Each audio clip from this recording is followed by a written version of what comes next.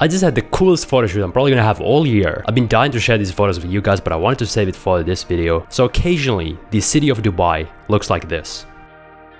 But the only problem is being there at the right place at the right time is incredibly difficult. But I finally pulled it off, and the results, really can't wait to share them. Let's start from the beginning. It looks like, according to the forecast and everything that I can predict based on just the way the weather feels, that today is probably the best chance I'm ever gonna get, at least for a long time, to shoot the city under the foggy conditions. It can be frustrating, it's been frustrating, because you basically have to stay up and ruin your sleep schedule just for the chance. But I'm obsessed with trying to get these photos, so I'm doing it again. You can see the fog already starting to come in the horizon. Finally, it's happened. My excitement is due to the fact that ever since I first saw these conditions back in 2016, I've been dying to shoot Dubai in the foggy conditions every time that I've been back in the country, but it's just never worked out ever since then. It's just been countless wasted nights staying up for no reason until now. Now it's time to actually take some photos.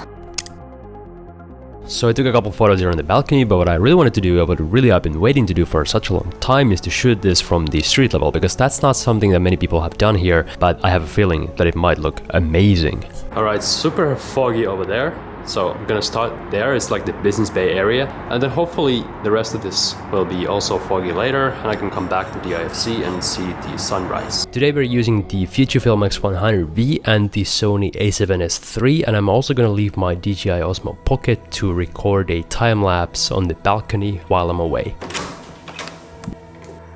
And as my Uber takes me deeper into the depths of the fog, I quickly realized that while I've seen fog before, it's never been quite like this. It looked bizarre. The visibility was almost zero, but at the same time it looks like a set of Blade Runner.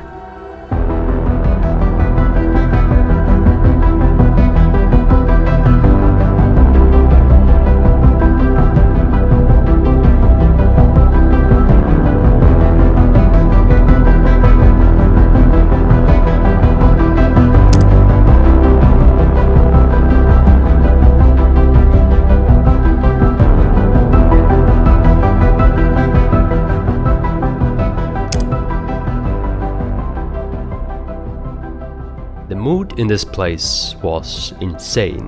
It looks like the city is underwater. There is so much fog. You know, after I started photography, I started watching movies with a different set of eyes, so to speak, and I realized that one thing in common, all the scenes that I like the best in terms of visuals, also just happened to have fog in them. And once you notice this, you start realizing that so many cinematographers, especially for movies and TV shows that actually look good, use fog machines on set in order to achieve the effect that fog causes, which is creating these light beams, giving this minimalistic look where you cannot see very far, and just shaping light, giving a glow and making everything seem very minimal because of the limited visibility. All those things combined make fog look really awesome, and once you start noticing it, you'll notice it everywhere. Now, it's no secret that over the years I've taken a lot of inspiration from Blade Runner 2049, and these conditions are probably the closest I'm ever going to get to photographing Blade Runner in real life, so therefore the color grades are also inspired by that movie, although a lot of the times it wasn't even necessary to grade that much. Now, see the microphone that I'm wearing?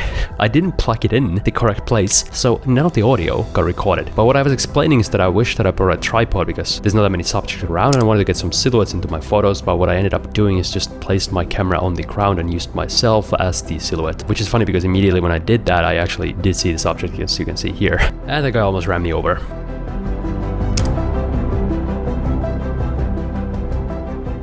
I tried a couple of long exposures anyways, which worked out alright, but we are a little bit limited in the angles we can use, so they're not optimal. So I quickly decided to give up on that and save it for next time if I'm ever lucky enough to get these conditions again, which may not happen. I knew this building was close by and I thought it might look cool in the fog, which was indeed the case, and these photos, with some of them me as the model, are some of my favorite photos of the night at the time of recording. The colors combined with the mystical minimalism, I find them so cool.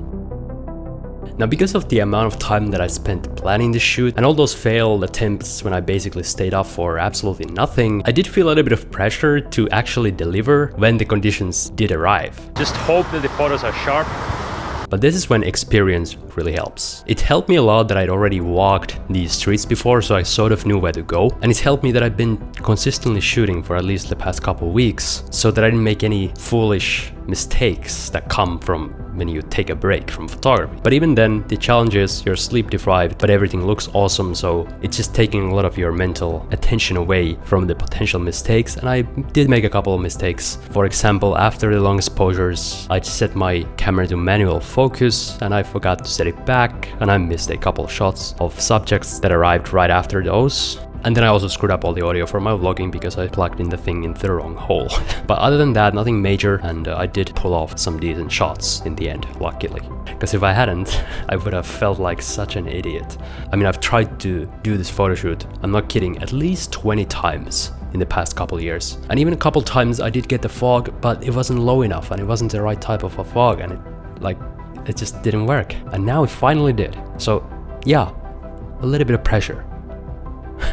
And only after an hour I can already see that the fog is starting to fade just a little bit. It still looks awesome, but I do feel that the time is ticking. And I wanted to get a variety of different shots, so I decided to head to the waterfront area to take kind of these empty photos of the harbor at night with some cool lights and elements. But not before I snatched these photos of the only walker on the streets that night, aside from myself, and this very cool Rolls Royce.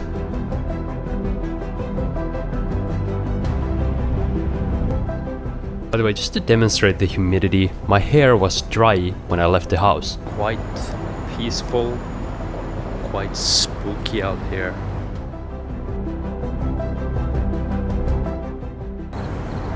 Somewhere behind me there's supposed to be the Burj Khalifa, but nothing.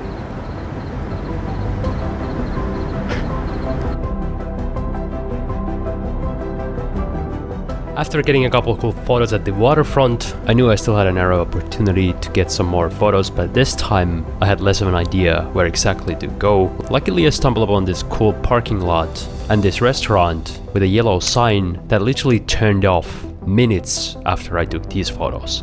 And this car just looks like there's a zombie resting inside, so I didn't want to stay too long.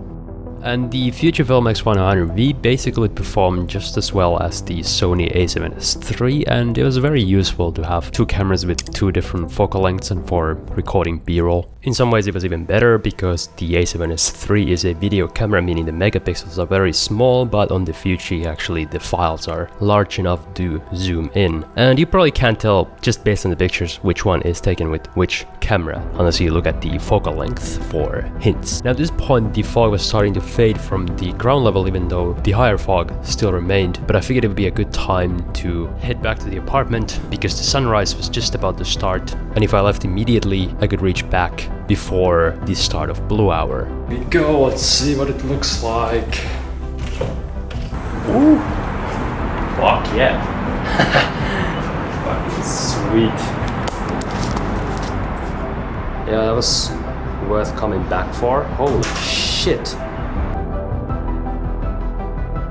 Needless to say, I'm very glad that I decided to come back here for the sunrise, because if I hadn't I would have completely missed it, because even though I had a power bank on my Osmo Pocket that was recording the time-lapse, even the power bank had ran out of battery. And man, the sunrise, especially after the sun starts coming up, looks quite bizarre. It doesn't even look real, especially when you see it in person. It is so beautiful in the morning.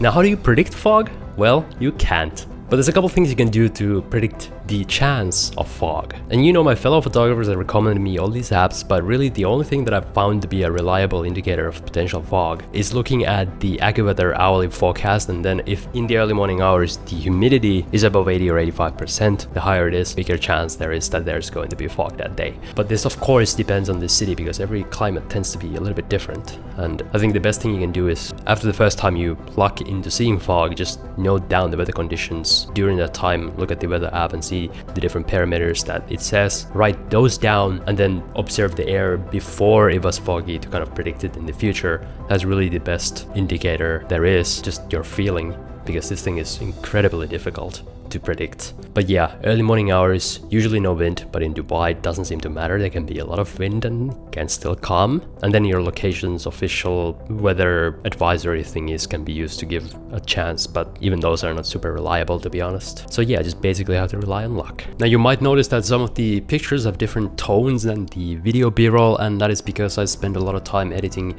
the pictures and I had a lot of fun with it. If you'd like to see some sort of an editing breakdown tutorial in the future of those photos, just let me know in the comments. If there's enough interest, I might make one. So yeah, this photo shoot was only possible due to a combination of luck, planning and experience, and I'm happy that the expectations that I build up in my head for these photos kind of match reality, and it's always fun when that actually happens. And if I never get this chance to shoot these conditions again, at least I got one. I think the only obvious improvement that I would make is to bring a tripod and get some better light trails and be more efficient with capturing my own silhouettes and not wear ridiculous clothes. Now this kind of photography is very different from just normal street photography because it's very reliant on the conditions. In some ways it's very frustrating, like I've just talked about a million times already, but also very rewarding when it does finally work out in your favor. But definitely I think I'll be going back to regular street photography. I'm heading back to Korea soon. Hope you liked this video. If you did, leave it a like and I'll see you next time soon.